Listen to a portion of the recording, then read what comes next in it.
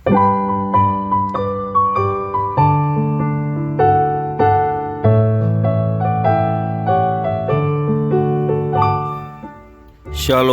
salam sejahtera bagi Bapak Ibu, saudara-saudara, anak-anak yang dikasihi oleh Tuhan Yesus Kristus. Berjumpa kembali bersama saya Pendeta Eka di dalam renungan firman Tuhan pada hari ini, hari Senin 23 Oktober 2023. Sukacita dan damai sejahtera dari Tuhan Yesus kiranya menyertai hidup kita sekalian. Puji nama Tuhan. Pembacaan firman Tuhan hari ini sampai pada pembacaan Kisah Para Rasul pasal yang ke-19. Kiranya firman Tuhan yang kita baca dan renungkan sungguh memberkati kita sekalian. Baik, sebelum kita akan merenungkan bagian firman Tuhan hari ini, mari kita akan berdoa. Tuhan Bapa di surga, di dalam Yesus Kristus, kami datang padamu mengucapkan syukur terima kasih untuk setiap kebaikan dan berkat penyertaan Tuhan yang sungguh kami alami dari hari ke hari.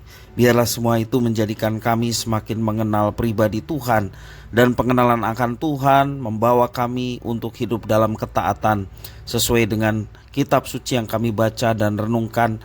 Kami mau terus belajar mengerti kehendak-Mu. Mampukan kami untuk dapat memahaminya, serta Engkau menolong kami untuk kami dapat menggenapi firman Tuhan dalam hidup kami.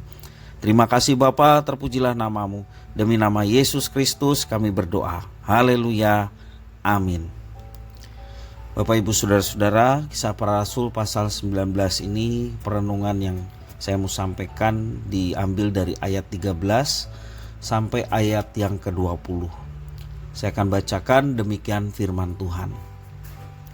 Juga beberapa tukang jampi Yahudi yang berjalan keliling di negeri itu mencoba menyebut nama Tuhan Yesus atas mereka yang kerasukan roh jahat dengan berseru katanya, "Aku menyumpahi kamu demi nama Yesus yang diberitakan oleh Paulus." Mereka yang melakukan hal itu ialah 7 orang anak dari seorang imam kepala Yahudi yang bernama Skewa. Tetapi roh jahat itu menjawab, "Yesus aku kenal dan Paulus aku ketahui, tetapi kamu, siapakah kamu?" Dan orang yang dirasuk roh jahat itu menerpa mereka dan menggagahi mereka semua dan mengalahkannya, sehingga mereka lari dari rumah orang itu dengan telanjang dan luka-luka. Hal itu diketahui oleh seluruh penduduk Efesus, baik orang Yahudi maupun orang Yunani. Maka ketakutanlah mereka semua dan makin masyhurlah nama Tuhan Yesus.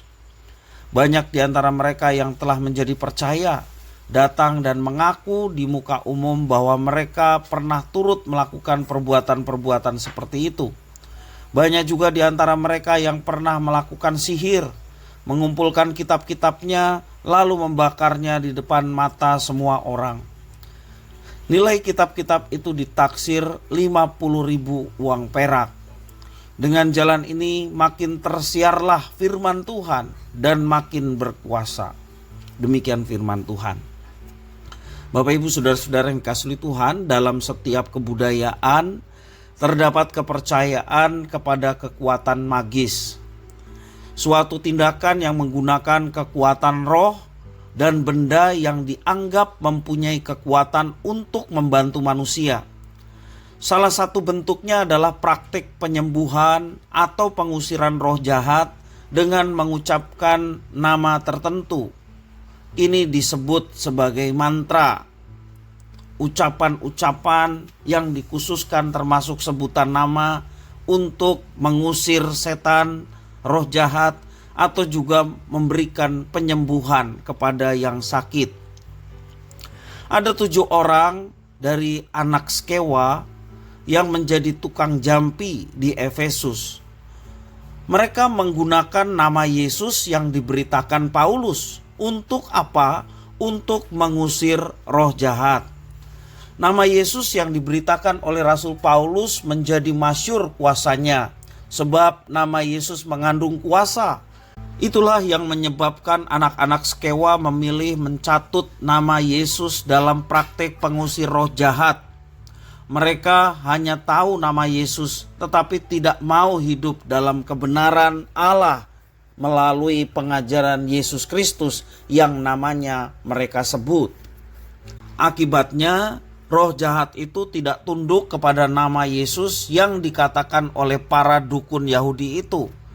Roh jahat juga mengetahui tentang Yesus dan Paulus, namun roh itu tidak mengenal otoritas anak-anak Skewa. Akibatnya, orang yang dirasuki roh jahat bebas menyerang orang-orang tersebut. Mereka menerjang sehingga orang-orang itu lari ketakutan. Ada perbedaan antara tahu dan percaya. Perasaan tahu hanya melihat atau mendengar, belum sampai pada pemahaman yang sebenarnya. Sedangkan percaya adalah sikap mengandalkan sesuatu yang dipercayai. Orang yang percaya kepada Yesus akan hidup menurut kehendak Yesus.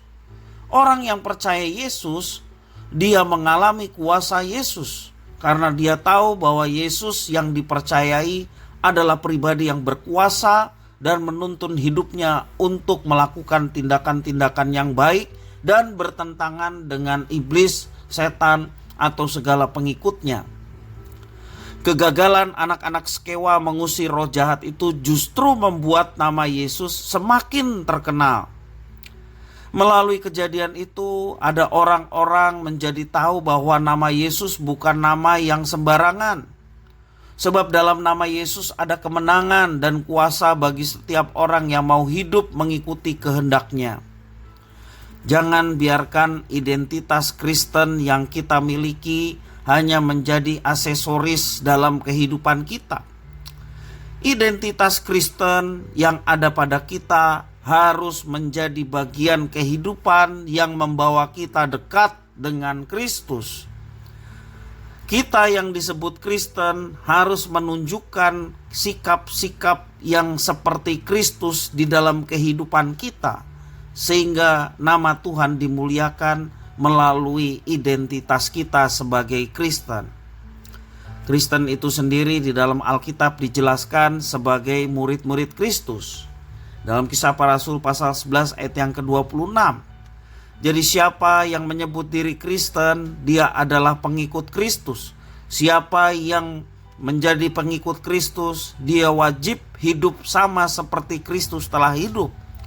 Maka tujuan Kristen adalah memuliakan Kristus. Dan apabila Kristus dimuliakan, maka dia akan menarik orang-orang datang kepadanya. Bapak, Ibu, Saudara-saudara, anak-anak Skewa telah salah. Pikirnya nama Yesus menjadi seperti mantra, seperti aji-aji yang membuat mereka lebih sakti dan dapat mengusir roh jahat. Ternyata Roh Kudus tidak tunduk pada niat dan kemauan anak-anak Skewa. Mereka hanya untuk kepentingan diri sendiri. Mereka hanya untuk melakukan tindakan yang sejalan dengan iblis dan setan. Sedangkan Roh Kudus tidak mungkin sejalan dengan iblis dan setan. Roh Kudus selalu membawa orang untuk memuliakan Yesus. Roh Kudus selalu membawa orang untuk melakukan firman Tuhan, yakni kehendak Tuhan. Jadi Roh Kudus tidak pernah bertentangan dengan Yesus. Roh Kudus tidak pernah bertentangan dengan firman Tuhan. Bapak, Ibu, Saudara-saudara yang dikasihi Tuhan, sekali lagi mari kita tunjukkan identitas kita sebagai orang Kristen yang sudah dimeteraikan dengan Roh Kudus dalam hidup kita sejak kita percaya, dengan menunjukkan tindakan-tindakan seperti Kristus. Jikalau kita ada di dalam Kristus dan Kristus ada di dalam kita, maka kita wajib hidup sama seperti Kristus telah hidup. Kiranya firman Tuhan memberkati kita sekalian. Kita berdoa.